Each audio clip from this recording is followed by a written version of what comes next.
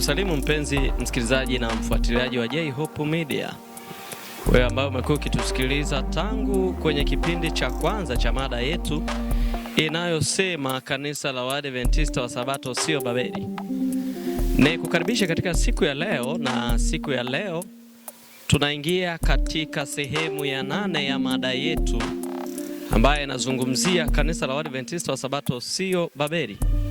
Inaletwa kwako na mwinjilisti Jackson Venance, na nikuombe usikivu wako na ufuatiliaji wako mzuri, na baada ya mada hizi tutajibu maswali yote ambayo yatakuwa yakiulizwa.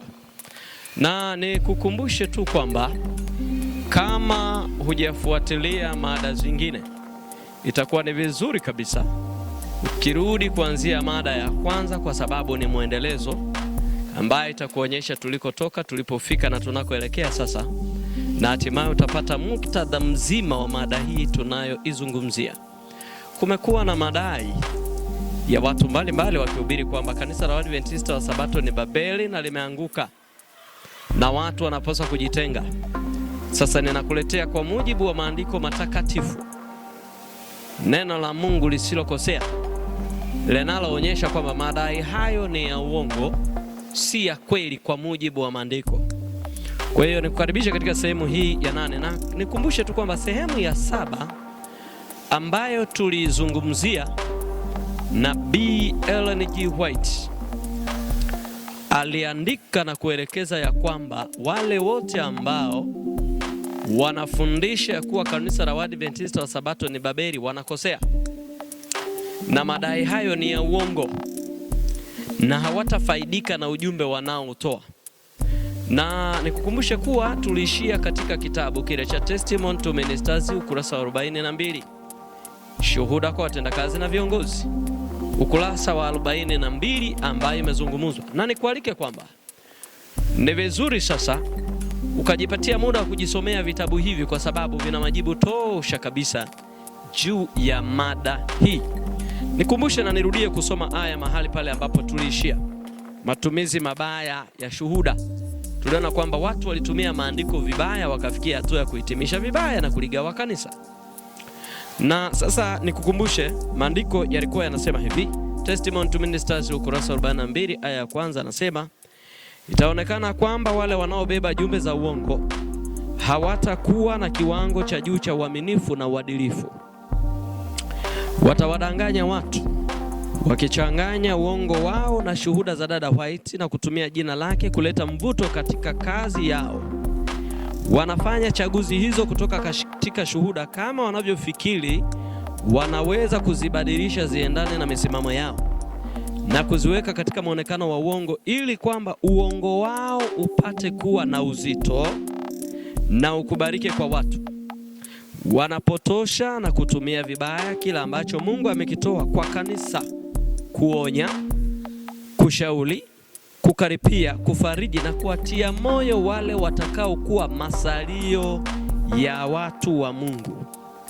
Wale wanaozipokea shuhuda kama ujumbe wa Mungu watasaidiwa na kubarikiwa mara, lakini wale wanaochukua sehemu zake ili tu kuunga mkono baadhi ya nadharia au dhana yao binafsi, kujidhibitishia wenyewe katika mafundisho yao ya uongo, hawatabarikiwa wala kufaidika na kile wanachokifundisha. Kudai kuwa kanisa la Waadventista wa Sabato ni Babeli ni kufanya madai kama alivyofanya Shetani, ambaye ni mshtaki wa ndugu, ambaye anawashtaki mbele za Mungu usiku na mchana.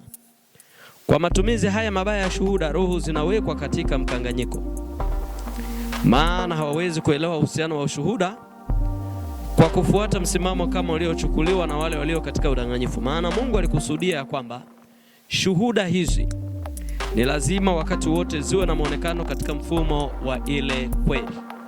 Aya hii inatuelekeza kile nabii anachokielekeza, ya kwamba moja, wale watakaodai kuwa kanisa la Waadventista wa Sabato ni Babeli watakuwa wamepungukiwa na maadili ya kitabia.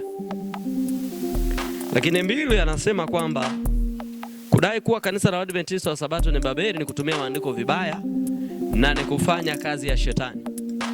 Kwa hiyo unaweza ukaona kwamba kati ya mafundisho ambayo hayakubariki kitendo cha kudai kuwa kanisa la Waadventista wa Sabato ni Babeli, nabii anasema ni kufanya kazi kama ya shetani. Shetani na kazi gani? Shetani na kazi ya kushtaki watu wa Mungu, kuwadhalilisha ili wakate tamaa.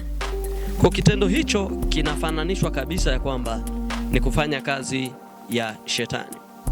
Sasa leo tunazungumzia maonyo ya jumla dhidi ya walimu waliokaidi na kuendelea kutangaza kuwa kanisa la Waadventista wa Sabato ni Babeli. Licha ya kwamba Ellen G. White, nabii wa Mungu, alionyeshwa na Mungu na kuambiwa kwamba kanisa si Babeli, na akawaonya wale wa kipindi chake waliokuwa wanafundisha. Kumbuka yale maonyo yanatuhusu na sisi, haijalishi ni ya mwaka gani. Neno la Mungu liko pale pale, linakemea dhambi pindi inapotokea. Haijalishi liliandikwa miaka gani, dhambi ile ile ikitokea, neno linatumika kama jipya. Maonyo yale yale yanaonekana yamezungumza kwetu leo. Kwa hiyo hapa sasa nataka nikusomee aya ambazo zinaelekeza nabii msimamo wake, na akionya, akielekeza kabisa kwamba wale walioendelea kukaidi, licha kuonywa kuna washiriki wenye kiburi ambao waliendelea kutangaza kuwa kanisa ni Babeli kwa kuona kwamba kuna maonyo na makaripio yaliyokuwepo kanisani. Sasa haya ni maonyo ya jumla dhidi ya walimu waliokaidi na kuendelea kutangaza kuwa kanisa la Waadventista wa Sabato ni Babeli. Na maonyo haya yatamhusu kila mmoja wetu leo atakayeinuka na kusema kanisa la Waadventista wa Sabato ni Babeli, kwa sababu kama kanisa la Waadventista wa Sabato ni Babeli, basi Mungu atakuwa hana kanisa duniani, kwa sababu hakuna kanisa lingine. Katika kitabu kile cha Testimony to Ministers ukurasa wa 36 aya ya 2. Shuhuda kwa watendakazi ukurasa wa 36 aya ya 2. Nabii anaonya maneno haya ambayo hata leo kwetu yanatuhusia dhidi ya yale ambayo yanaweza kutokea kwetu. Kwa sababu leo tunaona kuna watu wameinuka na kudai kuwa kanisa la Waadventista wa Sabato ni Babeli. Na mimi nilisema, hata mimi nimewahi kuinuka na kutangaza na kuhubiri. Na hii ni baada ya kuhubiri tukachukua na kupeleka bila kufanya upembuzi yakinifu. Tumeshuhudia kanisa la Waadventista miaka 2005 likigawanyika, watu wakiligawanya, wakilituhumu, lakini bado linaendelea kusimama imara. Sasa naomba nikujuze kwamba yale yote yaliyotokea dhidi ya kanisa na kulituhumu na kulishutumu kuwa ni Babeli yalikuwa ni ya uongo, zilikuwa ni mbinu za shetani kudhalilisha watu wa Mungu. Hayo si maneno yangu, ni maneno ya Mungu kama ambavyo nimeyasoma katika sehemu zilizopita. Sasa naomba nikupe maneno haya. Anasema Testimony to Ministers ukurasa wa 36 aya 2, anasema kwa miaka mingi nimekuwa na ushuhuda wangu kiasi kwamba yeyote anapoinuka na kudai kuwa anayo nuru kuu, wakati akionekana kukiharibu kile ambacho Bwana kupitia mawakala wake amekuwa kikifanya, wamedanganywa mno na hawafanyi kazi sambamba na Kristo. Anaendelea kusema wale wanaodai kuwa makanisa ya Waadventista wa Sabato hufanya Babeli au sehemu yoyote ya Babeli, ingelikuwa vema wakae nyumbani. Hebu waachane na wafikirie ni ujumbe upi unaopaswa kutangazwa kwa wakati huu.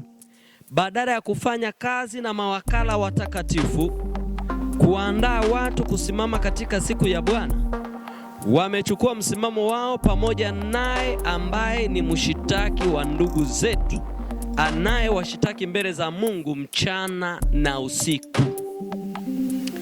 Mawakala wa shetani wamekuwa wakitoka chini na wamekuwa wakiwashawishi watu kuungana katika ushirika wao wa uovu, wapate kufadhaisha, kudhalilisha na kuwasababishia watu wa Mungu huzuni kubwa. Ulimwengu wote utaamshwa kwa uadui dhidi ya Waadventista wa Sabato, sababu hawatatoa heshima kwa upapa kwa kuheshimu Jumapili, taasisi ya huu uwezo wa mpinga Kristo. Ni lengo la shetani kuwafanya waweze kupata aibu kutoka duniani ili mamlaka yake ulimwenguni isiweze kupingwa. Hapa nabii anawaonya wale wote walioshutumu kanisa kuwa ni Babeli. Moja, anasema ni bora wangekaa nyumbani, ni afadhali waache kwenda kanisani, afadhali waache kusali. Unaweza kujiuliza, kama ujumbe wa kuliita kanisa la Waadventista wa Sabato ni Babeli ni wa mbinguni, kwa nini Mungu azuie watu watakaotangaza huo ujumbe wakae, aseme bora wakae nyumbani? Yaani anayesema kanisa la Waadventista wa Sabato ni Babeli, maandiko anasema bora aache kusali, bora awe mpagani kabisa kuliko kutangaza huo ujumbe. Maana yake unaweza kuona ni kana kwamba unaelekea kwenye makufuru. Yaani Mungu yuko tayari huyu mtu anayetangaza aache kusali, achomwe moto kuliko kutangaza kuwa kanisa la Waadventista wa Sabato ni Babeli. Hilo jambo la kwanza. Lakini jambo la pili anasema wamechukua msimamo wao pamoja na shetani ambaye ni mshitaki wa ndugu zetu, anayewashtaki watu mbele za Mungu usiku na mchana. Kudai kuwa kanisa la Waadventista wa Sabato ni Babeli, anasema ni kufanya madai sawasawa na shetani. Na anasema wale wanaotangaza hivyo wamechukua msimamo pamoja na shetani kuwashitaki watu wa Mungu. Yaani kitendo cha kuwatangaza Waadventista wa Sabato ni Babeli ni sawasawa na shetani anavyowashitaki watu wa Mungu mbele zake. Hilo jambo la pili. Jambo la tatu, nabii anasema hawa watu wanafanya kazi ya kufadhaisha, kulidhalilisha kanisa na kuwasababishia watu wa Mungu huzuni kubwa. Wanatembea wamejikunyata, wamejikunja na hofu kwa sababu wanadhalilishwa. Kwa kitendo hiki ni kuwadhalilisha watu wa Mungu, kuwatukana watu wa Mungu, kuwafanya waone aibu, kuwaondolea ujasiri wa kukutana na mpinga Kristo. Ni kuvunja nguvu watakatifu. Hilo ni jambo la tatu. Jambo la nne katika aya hiyo anasemaje? Jambo la nne anasema wanatimiza malengo ya shetani, wapate kuwafanya watu wa Mungu wapate aibu kutoka duniani ili mamlaka ya shetani isipingwe. Yaani kana kwamba kitendo cha kuambia Waadventista wa Sabato ni Babeli ni kumshahidia shetani ili mamlaka iendelee kuwa imara, ni kuwavunja nguvu hawa wanaokemea ili wakose nguvu za kumkemea, ili mamlaka ya shetani itimie. Kwa namna nyingine, kitendo cha kuwaita Waadventista wa Sabato kuwa ni Babeli ni sawasawa unachochea mamlaka ya kipapa ulimwenguni endelee kupata nguvu. Kwa kweli mimi niliposoma aya hii nilichoka. Na mimi naendelea kutoa wito kwa rafiki zangu wana matengenezo. Hebu tuyatafakari haya kwa akili, kwamba kitendo cha kuwaambia Waadventista wa Sabato ni Babeli ni kuendelea kuipalilia mamlaka ya shetani duniani ipate nguvu. Hivyo muone kama tunaenda kwenye hatua ya kumkufuru Roho Mtakatifu na kuungana na mpinga Kristo. Jambo la tano katika aya hiyo. Kwa nini? Anasema kwa sababu Waadventista wa Sabato hawatatoa heshima kwa upapa kwa kuiheshimu hii taasisi ya uweza wa mpinga Kristo. Yaani wa Sabato na kuhakikisha kwamba hawatatoa heshima. Najua utajiuliza mbona kwenye maandiko ya awali L-Writing inazungumza. Sikiliza. L-Writing ukisoma ni kweli nasema kuna makundi mawili la Waadventista wa Sabato. Kundi moja lilitoa heshima kwa upapa kwa kuisujudia taasisi ya Jumapili. Kundi lingine lilimtukuza Kristo. Hili kundi linalozungumzwa ni ndani ya kanisa moja, kwamba kama taasisi, kama mfumo wa kanisa hautaweza kutoa heshima, yani kanisa halitatangaza Jumapili ni siku ya ibada. Ila Jumapili itakapotangazwa, kuna Waadventista wa Sabato ambao hawakutia nanga kwa Kristo, walikuwa wanajifurahisha katika dhambi, hawa wao watasalimu amri na kwenda kujiunga upande wa upinzani, lakini haimaanishi kuwa ni kanisa. Wao watu, kitendo cha kuzungumza kanisa la Waadventista wa Sabato ni Babeli ni kuvunja umoja wa kanisa ambao Mungu aliuombea katika kile kitabu cha Yohana Injili sura ile ya 17. Yesu analiombea kanisa liwe na umoja. Kitendo cha kusema ni Babeli unaondoa ule umoja. Kwa nini unasema mwinjilisti labda hayo ni maneno yako? Naomba nisome maneno hayo katika kitabu cha Testimony to Ministers ukurasa 42 aya ya 2 na 3. Nabii anasema maneno haya: kwa wale ambao wameifanya kazi ya namna hii wangehisi ulazima wa kujibu ombi la Kristo alilolitoa kwa Baba yake kabla ya kusulubishwa kwake. Anasema kwamba wanafunzi wa Kristo lazima wawe na umoja kama yeye alivyo na umoja na Baba. wasingekuwa wakipoteza nyenzo walizokabidhiwa, na wangehitajika mno kuiendeleza kweli. Wasingekuwa wakipoteza muda wa thamani na uweza katika kueneza uongo, na hivyo kufanya iwe lazima kwa watendakazi kutoa muda wao kuzuia na kuzima mvuto wake. Kazi ya namna hii imevuviwa sio kutoka mbinguni bali kutoka chini. Nabii anachokizungumza, anaelekeza ya kwamba kitendo cha watu hawa kutumia nyenzo kuwashambulia watu wa Mungu ni kitendo kinachoonyesha ya kwamba wanavunja umoja. Walipaswa washikamane na kanisa kujibu ombi la Kristo, na wasingekuwa wanapoteza huu muda, kwa sababu ujumbe waliouleta ni unaonyesha kwamba Mungu hana kanisa duniani. Lakini tuligundua kwamba lipo kanisa moja tu la Kristo, kanisa la Waadventista wa Sabato hapa ulimwenguni. Kwa kitendo cha kuliita Babeli ni kulivunja nguvu, na nabii aliendelea kuonya mmoja baada ya mwingine. Kama tulivyoona, kila aliyeinuka kusema kanisa la Waadventista wa Sabato Babeli, nabii anaandika maonyo ya jumla dhidi ya wale ambao wanalitangaza kuwa ni Babeli. Hebu naomba nisome maneno haya katika Testimony to Ministers ukurasa 43 aya ya kwanza.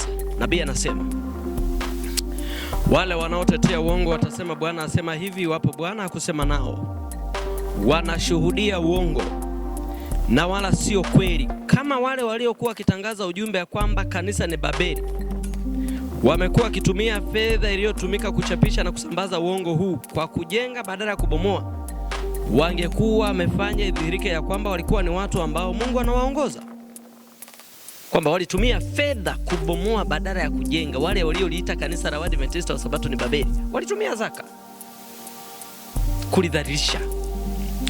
Lakini ukurasa wa 51 Testimony to Ministers hiyo hiyo aya ya kwanza anasema, wale wanaoanza kutangaza ujumbe huu, wale wanaoanza kutangaza ujumbe kuhusu wajibu wao binafsi, ambao wakiwa wanadai kufundishwa na kuongozwa na Mungu, bado wanaifanya kazi maalumu kuharibu kile ambacho Mungu amekianzisha kwa miaka mingi. Hawafanyi mapenzi ya Mungu. Ieleweke ya kwamba watu hawa wako upande wa baba wa uongo, yani wako upande wa shetani. Nabii anasema msiwaamini, wanaungana na maadui wa Mungu na wa ile kweli. Wataubeza utaratibu wa huduma kama mfumo wa kikuhani. Kutokana na ukengeufu huo, hatukubaliani na ujumbe wao. Haijalishi ni kwa jinsi gani wanaweza kunukuu kutoka katika shuhuda na kutafuta kujificha nyuma yake, msiwapokee. Kwa maana Mungu hakuwapa kazi hiyo waifanye. Matokeo ya kazi hiyo itakuwa kutoziamini shuhuda na nasema kutakuwa kutoziamini shuhuda, na kwa namna iwezekanavyo wataifanya isiwe na matokeo kazi ambayo nimekuwa nikifanya kwa miaka mingi. Kwa hiyo kuna hatari kubwa ambayo watu hawa waliifanya na ambayo sisi pia tunaweza kuifanya. Unaweza ukafanya kazi na shetani bila kujua, ukadhani unafanya kazi ya Mungu, kumbe unafanya kazi na shetani. Nabii anasema kwenye 54 aya ya kwanza Testimony to Ministers, Mungu anena kupitia mawakala wake wateule, na asiwepo mtu yeyote au shirikisho la watu wanaomtukana Roho wa Mungu kwa kukataa kusikia ujumbe wa neno la Mungu kutoka katika vinywa vya wajumbe wake wateule. Kwa kukataa kusikia ujumbe wa Mungu, watu hujifungia katika chumba chenye giza.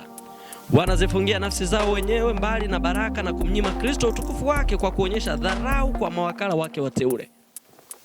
Haya ni maonyo ambayo Mungu anaonya dhidi ya wale wote waliolitangaza kanisa, ya kwamba lisiwepo shirikisho, kikundi au mtu binafsi ambao watafikia hatua ya kukataa kusikia ujumbe wenye onyo, watakao mtukana Roho wa Mungu. Na niwaambie rafiki zangu, katika hili kuna hatari ya kumtukana Roho wa Mungu, kukufulu.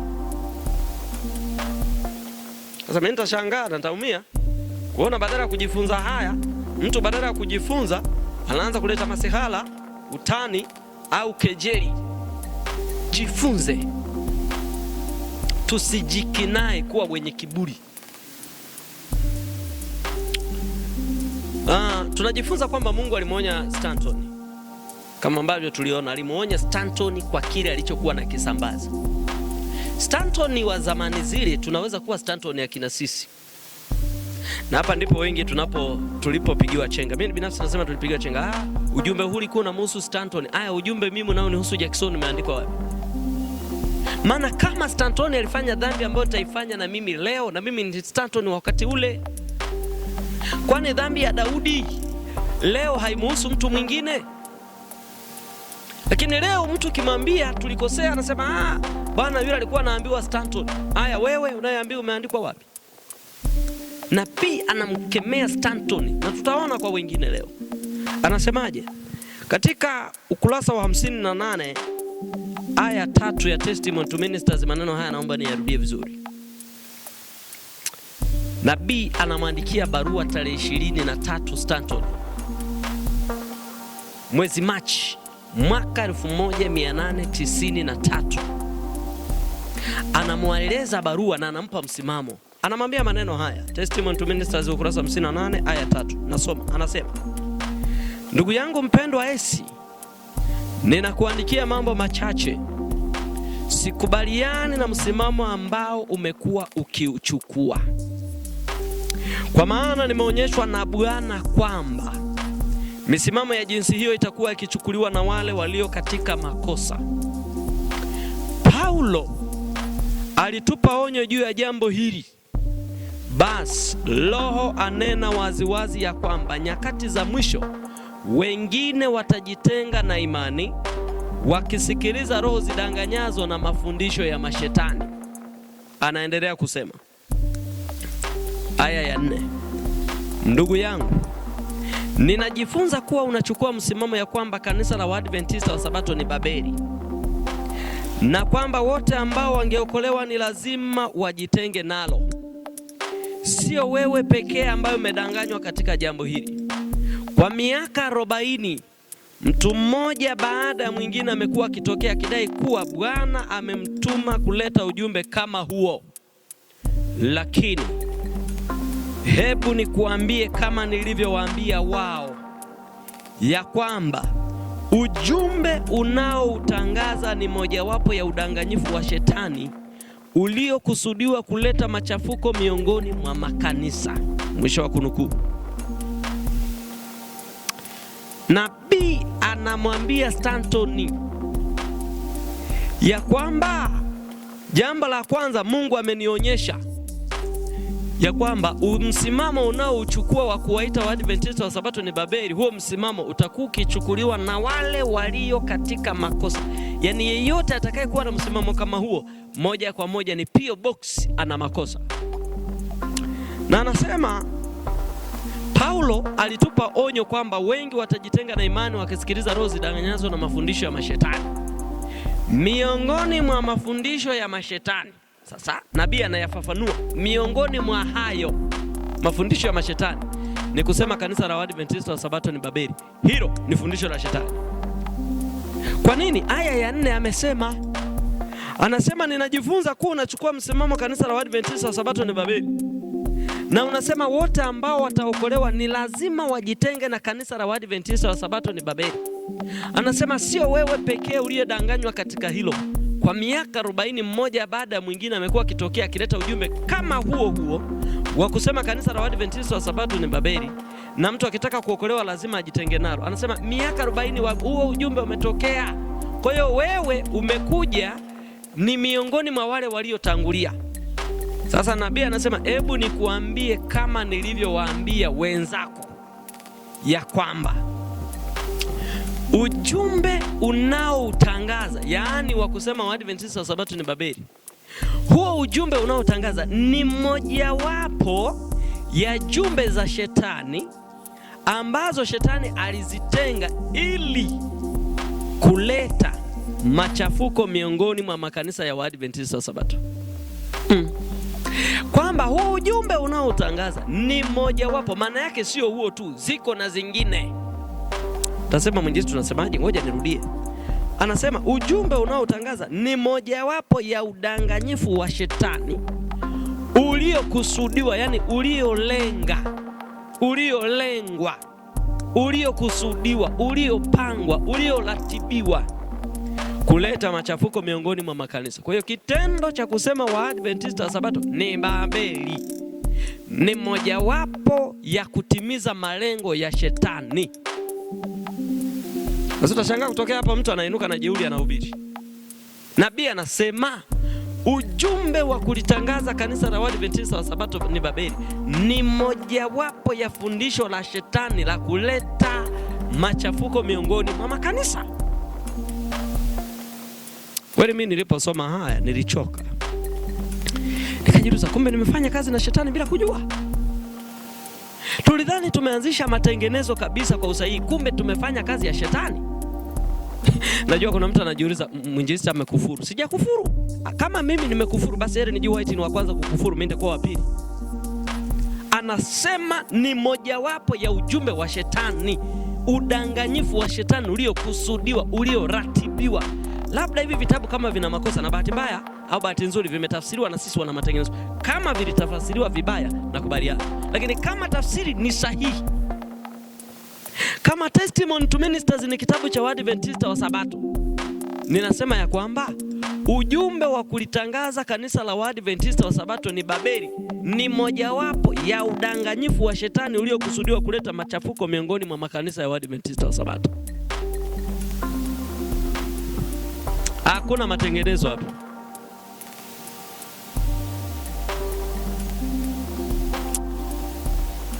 Sikiliza 59 aya ya kwanza, Testimony to Ministers hiyo hiyo inasema, ndugu yangu, kwa hakika uko nje ya njia. Ujumbe wa malaika wa pili ulipaswa kwenda kwa Babeli makanisa, ukitangaza juu ya anguko lake na kuwaita watu watoke kwake. Ujumbe kama huu unapaswa utangazwe kwa mara nyingine. Baada ya hayo naliona malaika mwingine akishuka kutoka mbinguni, mwenye mamlaka kuu na nchi kaangazwa kwa utukufu wake. Akalia kwa sauti kuu akisema, umeanguka, umeanguka Babeli ule mkuu, umekuwa maskani ya mashetani na ngome ya kila roho mchafu na ngome ya kila ndege mchafu mwenye kuchukiza. Kwa kuwa mataifa yote wamekunywa mvinyo wa ghadhabu ya washerati wake, na wafalme wa nchi wamezini naye, na wafanyabiashara wamepata nguvu, wamepata mali kwa nguvu za kiburi chake. Kisha nikasikia sauti nyingine kutoka mbinguni ikisema, tokeni kwake enyi watu wangu, msishiriki dhambi zake wala msipokee mapigo yake, kwa maana dhambi zake zimefika hata mbinguni, na Mungu amekumbuka maovu yake. Ndugu yangu, kama unafundisha kwamba kanisa la Waadventista wa Sabato ni Babeli, unakosea. Mungu hajakupa ujumbe wowote kama huo kuubeba. Mungu hajakupa ujumbe wowote kama huo kuubeba. Shetani atatumia kila wazo analoweza kulifikia akiwashawishi watu.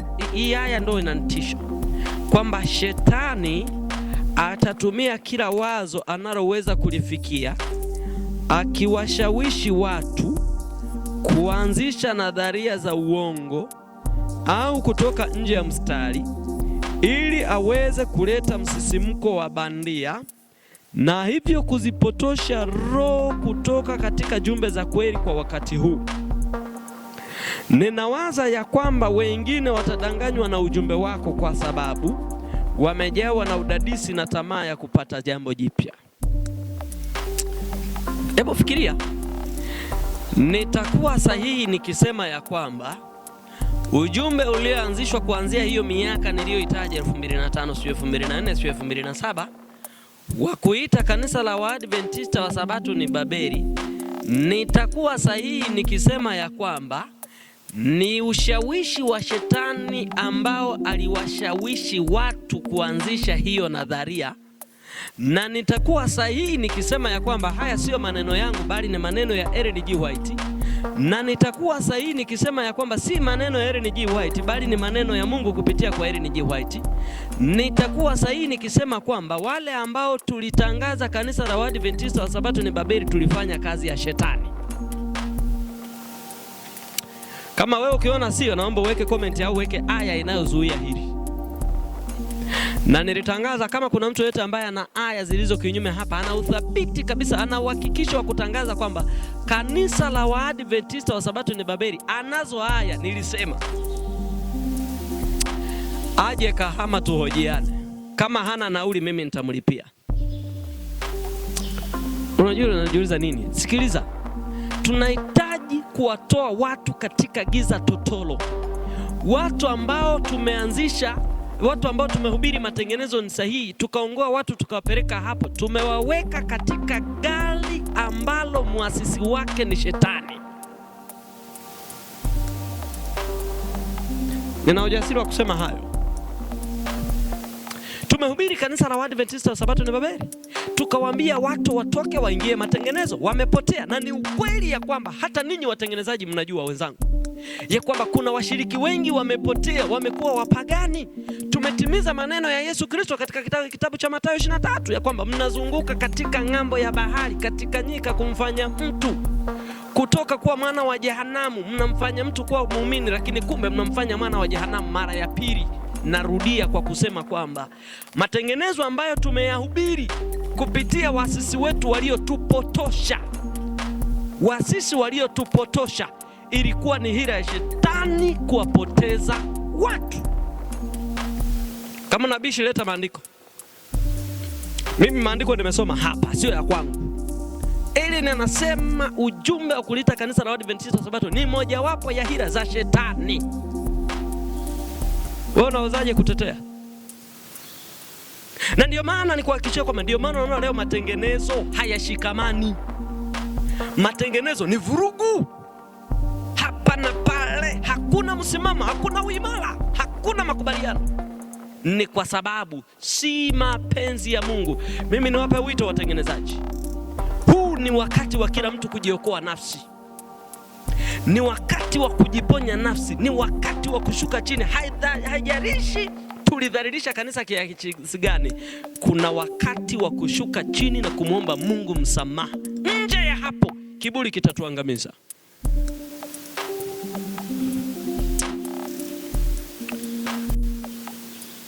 Aya ya kwanza, testimony to ministers. Nabii anasema maneno haya: inanifanya nihisi huzuni sana ya kwamba umepaswa kudanganywa kwa namna yoyote kwa mapendekezo ya adui.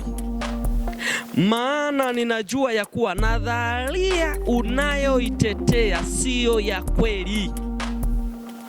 Kwa kuendeleza mawazo unayotetea, utafanya uharibifu mkubwa kwako binafsi na kwa wengine.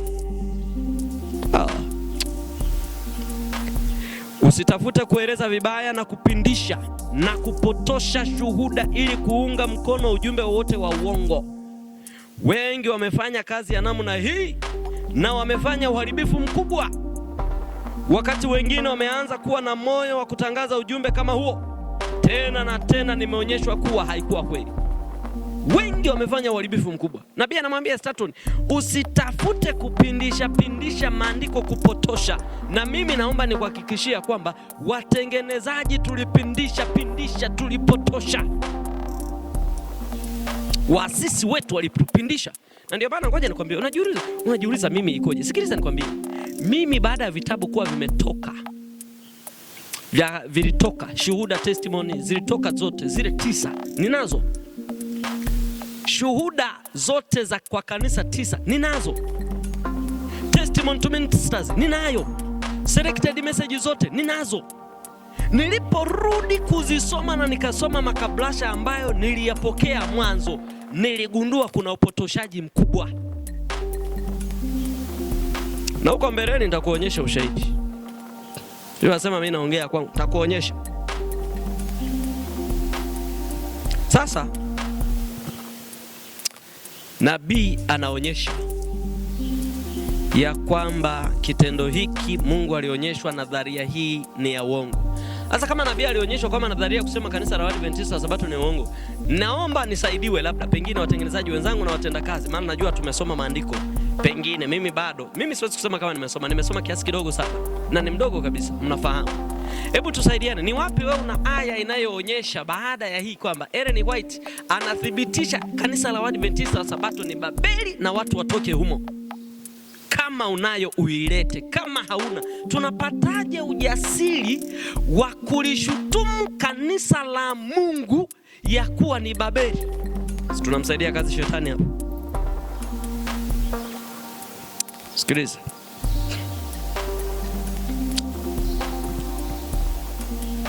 Sisi watengenezaji, ni ukweli usiopingika ya kwamba matengenezo yako yana mbali. Kuna vikundi na kila kikundi kinasema ni cha Mungu. Huo ni ukweli usiopingika. Nitashangaa wewe utakaye kanusha, utakuwa umerogwa. Mfano, tunikupe mfano rahisi tu. Kila mkoa ambapo kuna wana matengenezo kuna kundi zaidi ya moja. Hebu niambie ni mkoa upi ambao kuna kundi moja? Labda kama ni jipya. Na kama lipo kundi moja limechoka. Na kama kuna kundi moja hilo, uliza walianza wangapi, wamefika wangapi? Yaani sisi kwa na matengenezo kuanza mkiwa 100 mkashuka badala ya kupanda ni kawaida. Haya tu, hebu kabla ya maandiko haya tu yangetutafakarisha, tufungue akili mapema. Nafikiri mnakumbuka rafiki zangu ambao hili nimelipigia kelele sana. Mimi nilisema nilikuwa sijajua kama ameandikwa. Nimepiga kelele sana juu ya hili, ya kwamba inakuwaje kanisa tunaanza watu 100, baada ya miaka 5 tunabaki watu 30. Nimekuwa nikifikiria sana, inakuwaje watengenezaji wale tunatofautiana. Kwa mfano tu rahisi tu, ukichukua sisi wana matengenezo wa Kahama tuelewane na watengenezaji wa Dar es Salaam. Ukichukua na matengenezo wa Dar es Salaam hawaelewane na matengenezo wa Dodoma. Yaani Dodoma ni wao kama wao, Dar es Salaam ni wao kama wao, Kahama ni wao kama wao, Lunzewe ni wao kama wao, Kigoma ni wao. Yaani hatuelewani na ni makundi tofauti. Kwa mfano, nizungumzie mimi eneo la kwangu ambalo nalifahamu, nina uzoefu nalo Kahama, tuna zaidi ya makundi 4 ya wana matengenezo na hatuelewani. Sasa naomba jiulize, Yesu Kristo katika kitabu kile cha Waefeso anasema Bwana mmoja, imani moja, kanisa ni moja. Swali, hili kanisa ni moja sangapi? Kati ya haya makundi 4 lipi la kweli? Hilo tu hatuwezi kukaa chini tukajifikiria. Mimi si walaumu wana matengenezo hata kidogo, maana hawajui, ila nitalaumu sana pale ambapo utabishi. Takulaumu na ndakushangaa.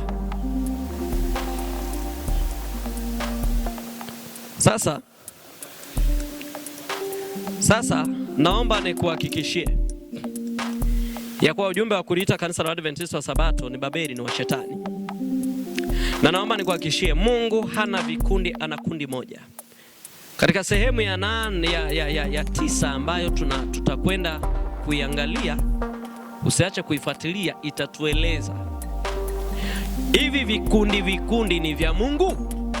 Hivi Mungu anaweza kuruhusu kanisa likawa vikundi lisilokuwa na muunganiko? Usiache kufuatilia sehemu ya 9 ambayo pia bado tutaangalia. Katika sehemu ya 9 ni kudokeza, tutaangalia je, ujumbe wa kuliita kanisa la Waadventista wa Sabato mbinguni unatambulika? Mungu anaujua? Hayo tutayaona sehemu ya 9. Mungu akubariki kwa jina la Yesu. Amen.